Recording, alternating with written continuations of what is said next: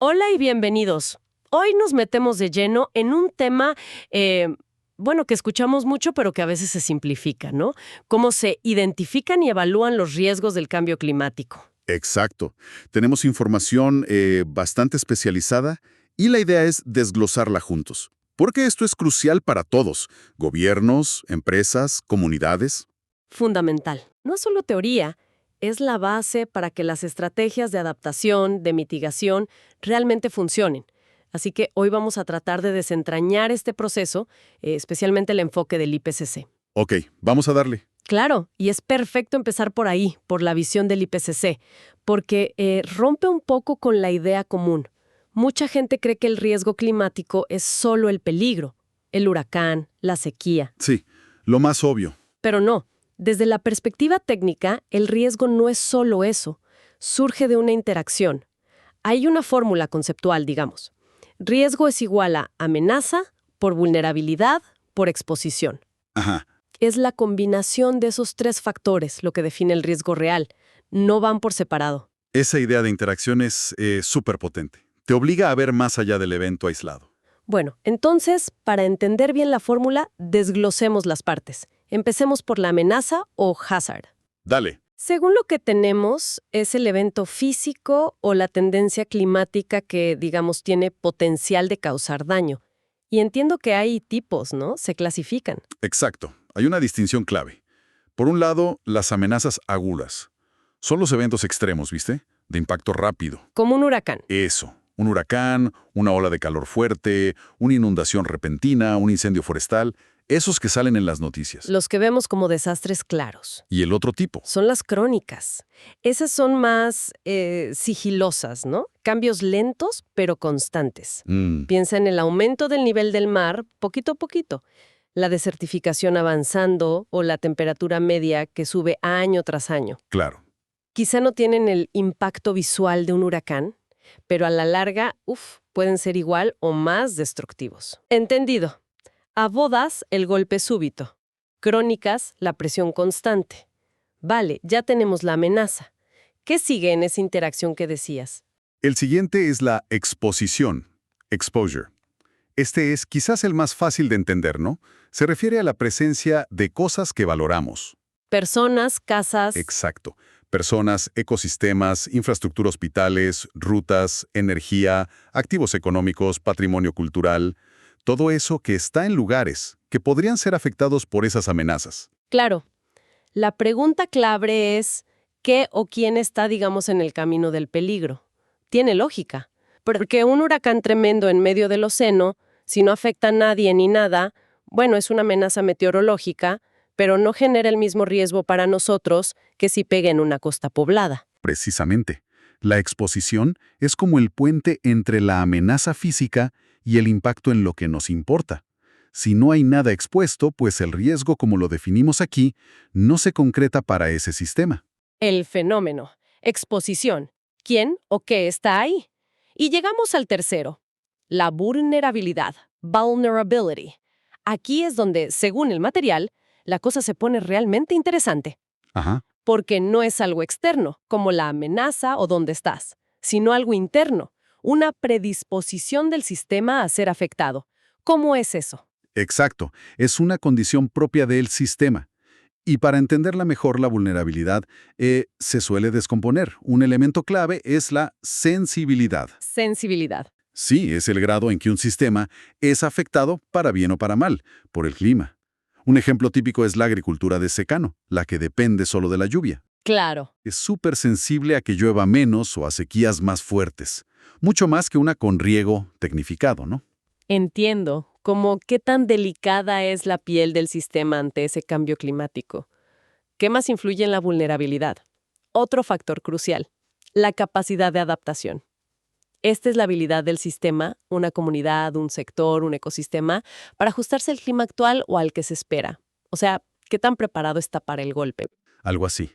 Implica poder reducir los daños, a veces hasta aprovechar alguna oportunidad, y sobre todo, hacer frente a las consecuencias. Es como la caja de herramientas que tiene el sistema para lidiar con esto. Tiene sentido. No solo importa qué tan sensible eres, sino qué herramientas tienes. Y supongo que lo contrario también cuenta. Sí, claro. A veces se habla de la falta de capacidad de respuesta o de resiliencia. Es la otra cara. La incapacidad para absorber impactos, recuperarse rápido o incluso transformarse para estar mejor después. ¿Y eso por qué pasa? Puede ser por muchas cosas. Pobreza, falta de acceso a información, instituciones débiles, tecnología que no sirve. Entonces, a ver si entiendo. Una ciudad costera está muy expuesta al aumento del nivel del mar. Eso es exposición. La amenaza es el aumento en sí. Ajá. Pero su riesgo real depende de su vulnerabilidad. ¿Qué tan sensible es? ¿Sus edificios aguantan inundaciones? ¿Y qué capacidad de adaptación tiene? Hay planes de evacuación, alertas, plata para reconstruir, opciones para mudarse. Exactamente. Captaste la esencia perfectamente. El riesgo climático, ese que nos preocupa, emerge de esa confluencia. Una amenaza potencial que pega sobre algo expuesto, que además tiene ciertas características de vulnerabilidad. Combinación de sensibilidad y capacidad de adaptarse. Eso mismo. Si cambias cualquiera de esos tres, cambias el riesgo. Queda clarísimo el concepto. Ahora, llevar esta fórmula que suena elegante a evaluar el riesgo real para una región o un sector, me imagino que eso ya es otra cosa.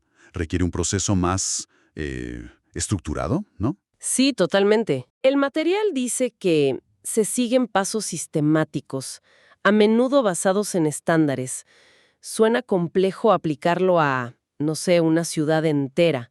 ¿Cómo se hace eso de forma ordenada? Es un desafío, sin duda. Y por eso se necesita un método. No se puede improvisar.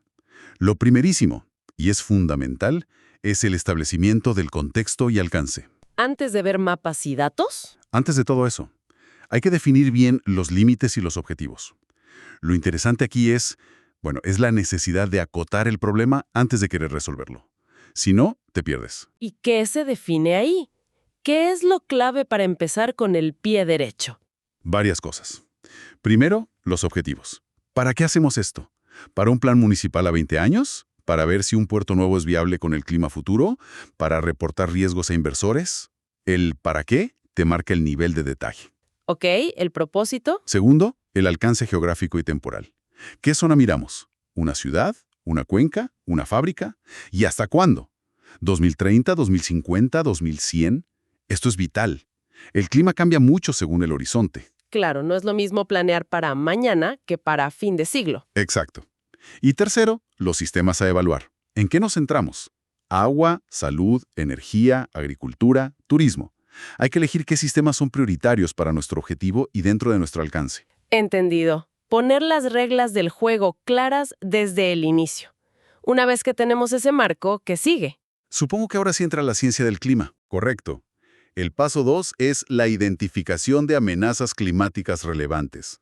Ahora sí, usamos la mejor ciencia disponible, sobre todo las proyecciones, para entender cómo podría cambiar el clima en nuestra área y horizonte temporal. ¿Y cómo se hace eso? ¿Miramos el pronóstico del tiempo? Ujú. Va mucho más allá. Primero, se juntan y analizan datos históricos del clima local. Eso te da la línea base, ¿no? De dónde partimos. El clima de hoy, digamos. Claro. Luego, y esto es clave, se usan modelos climáticos. Son simulaciones por computadoras súper complejas que intentan predecir cómo evolucionará el clima global bajo distintos escenarios de emisiones. Los escenarios esos optimistas y pesimistas que se oyen. Esos mismos, los RCPs o SSPs.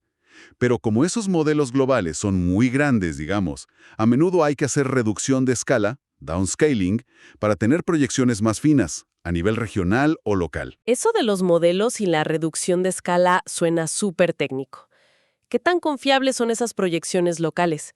¿Podemos basar decisiones de millones en eso? Excelente pregunta. Los modelos tienen incertidumbres, claro que sí. No son bolas de cristal, especialmente a escala local y para cosas como lluvias extremas. Ajá. Pero han mejorado muchísimo y, son la mejor herramienta que tenemos para explorar futuros posibles. La clave es no tomar una sola proyección como la verdad absoluta. Hay que ver un rango de futuros, entender las tendencias generales. Entiendo. Un buen análisis reconoce y comunica esas incertidumbres. Con esa info, el último paso aquí es seleccionar las amenazas prioritarias para nuestro caso. Por ejemplo, para esa ciudad costera en 2050, quizás lo más grave no sea todo, sino más olas de calor lluvias más intensas pero cortas y sequías en otras épocas, además del nivel del mar. Vale, vale. No es adivinar el futuro, sino entender los cambios más probables y prepararse. Ya identificamos las amenazas clave. Volvemos a los otros componentes de la fórmula. Exactamente. Paso 3. Análisis de exposición y vulnerabilidad. Ya sabemos a qué amenazas mirar. Ahora vemos qué y quién está expuesto y qué tan susceptible es. Volvemos a mapear y a evaluar las condiciones internas. ¿Y cómo se mide eso? La vulnerabilidad, con eso de la sensibilidad y la capacidad de adaptación. Suena difícil de ponerle un número. Es uno de los grandes retos, sin duda. Requiere un trabajo fino y a menudo de varias disciplinas. Por un lado, haces el mapeo de exposición. Identificar y poner en un mapa digital con SIG dónde está la gente, sobre todo la vulnerable, las escuelas, hospitales, rutas claves, centrales eléctricas, zonas agrícolas. Georreferenciar todo lo importante. Exacto. Y por otro lado, evalúas la vulnerabilidad.